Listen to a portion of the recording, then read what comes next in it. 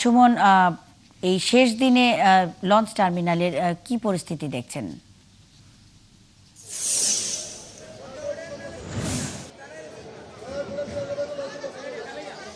দেখেন, আসলে পদ্মা সেতু উদ্বোধন হওয়ার পর থেকেই কিন্তু শুধু ঈদকে কেন্দ্র করেই এই সদরঘাট কিন্তু তারা আসলে জৌলস ফিরে পায়। আমরা কিছুক্ষণ আগে কথা বলছিলাম লঞ্চ মালিকদের সঙ্গে, তারা কিন্তু জানাচ্ছিলেন যে গত কয়েকটি ঈদের তুলনায় এবার মোটামুটি ব্যবসা ভালো করেছে। তবে আজকে যেহেতু শেষ দিন এবং শেষ দিন বিচারে কিন্তু সকাল থেকে যদি এখন পর্যন্ত আপনাকে বলি 14টি লঞ্চ ঢাকা থেকে আসলে বিভিন্ন গন্তব্যে ছেড়ে গিয়েছে। তবে এই সংখ্যাটি গত 2 দিনের তুলনায় কিন্তু যথেষ্ট কম।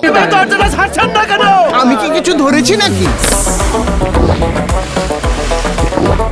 আপুটা আপনাকে চেক আউট করছে, জাস্ট কুল থাকুন। আপনি জানেন যে এবারের ঈদ যাত্রায় প্রায় 170টি লঞ্চ কিন্তু আসলে প্রস্তুত রাখা হয়েছে এবং গতকালের হিসাব যদি আপনাকে বলি যে গতকালই প্রায় 130টি লঞ্চ ঢাকা থেকে বিভিন্ন উদ্দেশ্যে কিন্তু ছেড়ে গিয়েছে। এবং আজকে যেহেতু আপনি জানেন যে 17 তারিখে সরকারি ছুটি শুরু হয়েছে এবং 17 তারিখের পর থেকে প্রায় 2-3 দিন সময় পেয়েছে মানুষ আসলে ঢাকা ছাড়া। সেই জায়গা থেকে লঞ্চ মালিকরাও বলছেন যে বেশিরভাগ মানুষই আসলে ঢাকা ছেড়ে চলে গিয়েছে। এখন আজকে যে সংখ্যাটি, সেই সংখ্যাটি তারা যেটি মনে করছে যে যারা আসলে বিভিন্ন মার্কেট এবং ব্যবসা প্রতিষ্ঠানে আসলে চাকরি করেন তারা হয়তো বিকালের পর থেকে আসলে এখানে আসবেন এবং তারপর থেকেই তারা কিন্তু আসলে মানে তুলনামূলক যে ভিড়টির প্রত্যাশা তারা করছেন সেই ভিড়টি হবে। তবে সেই ভিড়টি অবশ্যই ঈদের মতো প্রত্যাশিত ভিড় হবে না। অর্থাৎ 170টি যে লঞ্চ তারা প্রস্তুত রেখেছেন সেই 170টি লঞ্চের ভেতরে আজকে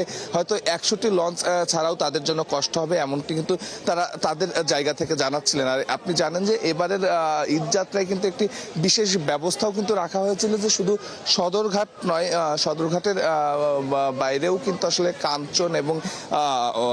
কাঞ্চন এবং বসিলা এই দুটি জায়গা থেকেও কিন্তু লঞ্চ ছেড়ে গিয়েছে এবং দুটি জায়গা থেকেও আমরা লঞ্চ ছাড়া দেখেছি। তবে আপনি এটিও জানেন যে আসলে বেশ কয়েকটি অনাকাঙ্ক্ষিত দুর্ঘটনার কারণে কিন্তু আসলে লঞ্চের যাত্রী সেবা এবং নিরাপত্তা নিয়েও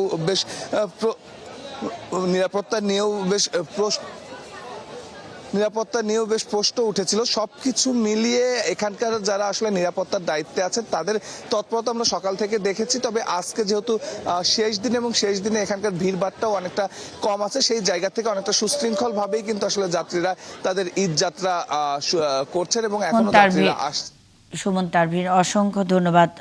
সঙ্গেই থাকবেন। দর্শক, ঈদে ঘরমুখ যাত্রীদের খবরাখবর নিয়ে সদরঘাট লঞ্চ টার্মিনাল থেকে সুমন তারভীর যুক্ত ছিলেন।